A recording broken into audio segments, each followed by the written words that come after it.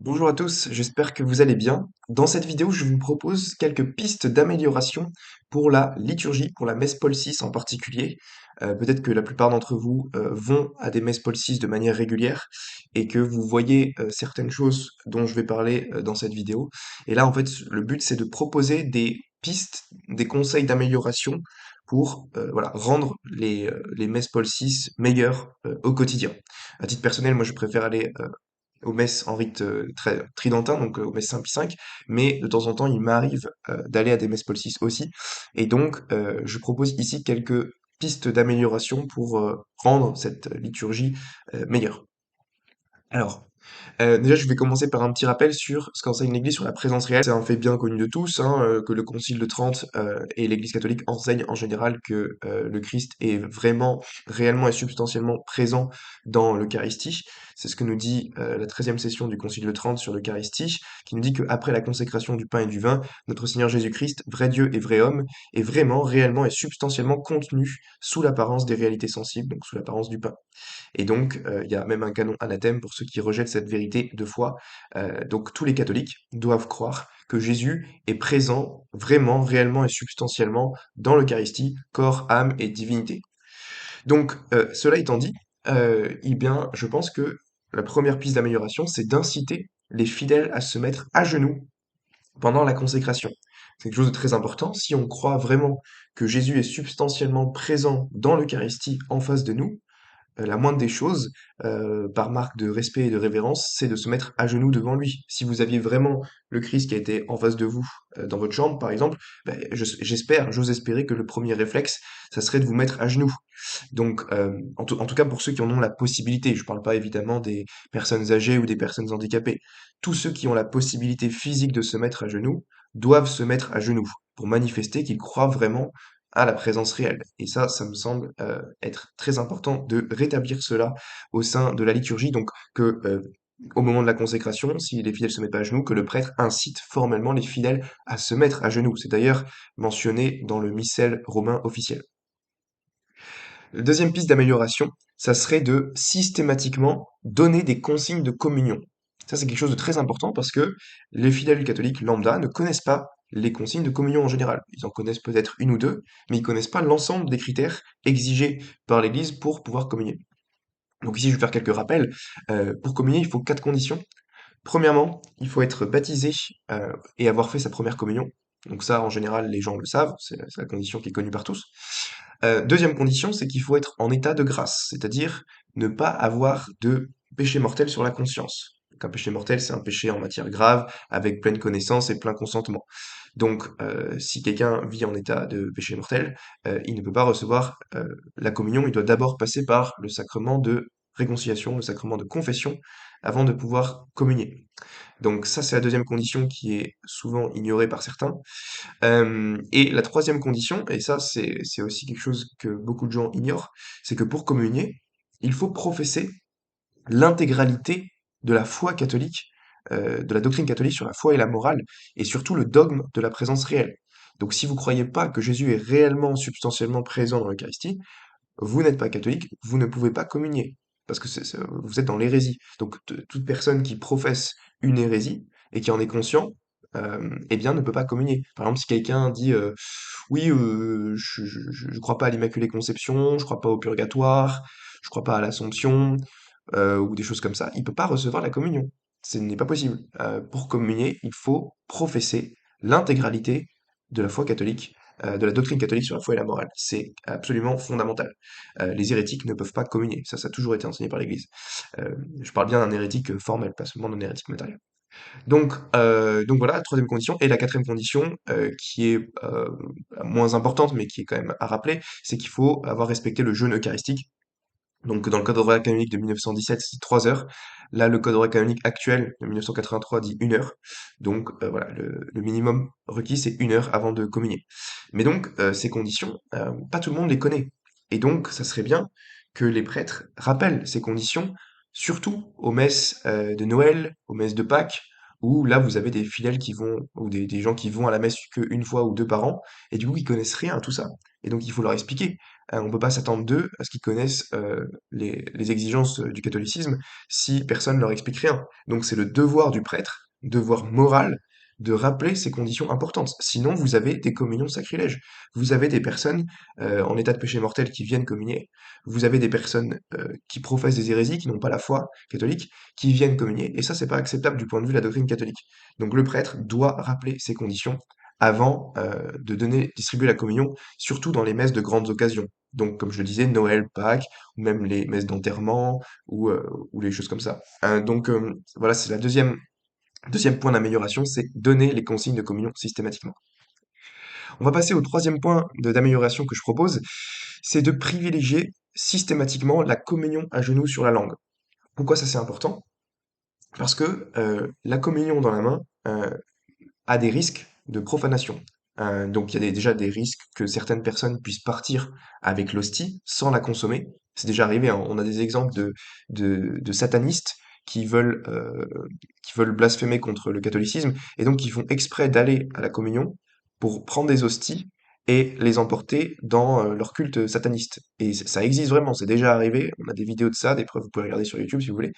Donc pour éviter ce genre de profanation, s'il y avait la communion à genoux sur la langue, je vous garantis que les satanistes pourraient pas faire ce genre de choses. Donc, il y a ça. Et il y a le deuxième argument qui est central, c'est de dire que la communion dans la main, si vous communiez dans la main, eh bien, vous augmentez drastiquement la probabilité de faire tomber des parcelles d'hostie par terre. Et donc, il y a un risque de profanation. Et ça a été prouvé scientifiquement. Il y a des expériences scientifiques qui ont été faites pour le montrer, qui ont comparé les deux modes de réception. Le mode de réception à genoux sur la langue avec un petit plateau pour retenir les parcelles d'hostie qui tombent, et la communion sur la main lambda qu'on voit dans plein de paroisses Paul VI, où les gens arrivent, prennent l'hostie, hop, ils s'en foutent et ils repartent. On peut comparer les deux modes de réception du communion et de montrer qu'il y a une vraie différence. Donc, déjà, je rappelle que le catéchisme de l'Église catholique enseigne que le Christ est présent dans chacune des parcelles d'hostie. D'accord? Donc, c'est ce que nous dit le paragraphe 1377 du catéchisme, qui nous dit que le Christ tout entier est présent dans chacune des espèces et tout entier dans chacune de leurs parties. Donc, dans les miettes d'hostie, le Christ est substantiellement présent. Et donc, pourquoi ça pose problème? Eh bien, il y a des expériences scientifiques dont je parlais qui ont été faites, qui analysent ce que ça fait de recevoir la communion dans la main, et ils font ça sur une table noire où ils voient s'il y a des parcelles d'hostie qui tombent après avec la lumière. Figurez-vous qu'ils font des tests comme ça, ils font 100 communions avec des hosties non consacrées. Eh bien, ils constatent que au bout de 100 communions, bah, vous avez des différences drastiques. Ceux qui ont reçu la communion à genoux sur la langue avec le petit plateau, eh ben, il y a quasiment pas d'hosties qui tombent, de parcelles d'hosties qui tombent, surtout quand elles sont rapatriées par le petit plateau. Et quand vous le faites dans la main, normalement, comme on fait dans les messes Paul VI en général, eh bien, vous obtenez plein, plein, plein, plein, plein de parcelles d'hosties qui tombent. Et ça se voit très, très clairement. Je crois qu'il y a une différence de facteur 10 ou facteur 15. Donc c'est assez drastique. Donc si vous croyez vraiment que Jésus est substantiellement présent dans chacune des parcelles d'hostie, c'est l'enseignement catholique que j'ai rappelé, eh bien, ça veut dire que la communion dans la main est très mauvaise parce que ça veut dire qu'il y a plein de morceaux d'hostie qui tombent par terre dans chaque messe et que du coup, le Christ lui-même est piétiné derrière par les paroissiens. Donc c'est quelque chose d'assez grave. Et c'est pour ça qu'à mon avis, il faut œuvrer pour l'abolition généralisée de la communion dans la main, parce qu'il y a un vrai risque de profanation. Je vais passer du coup au quatrième axe d'amélioration que je propose. Du coup, c'est lié au précédent, hein, mais c'est éviter autant que possible d'avoir recours à des laïcs en ministre de communion. Alors pourquoi ça? Bah, il y a plusieurs raisons.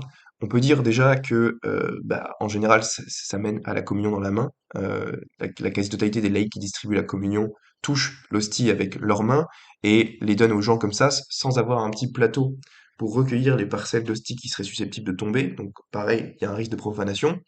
Et l'autre raison, c'est que normalement, c'est les mains du prêtre qui ont été spécialement consacrées pour le sacrifice eucharistique qui doit toucher l'hostie.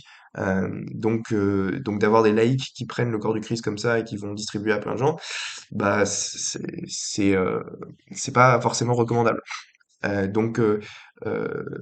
je dis pas que ça peut jamais arriver, qu'on peut jamais avoir recours à des ministres laïcs pour distribuer la communion, mais si on peut faire sans, c'est beaucoup mieux. Si vous avez un énorme rassemblement avec plein plein de personnes et qu'il y a qu'un prêtre, Pourquoi pas, on peut faire appel à des diacres, à des sous-diacres ou des gens qui sont là pour distribuer la communion, mais en général, dans la quasi-totalité des messes, le prêtre seul suffit pour distribuer la communion à tout le monde.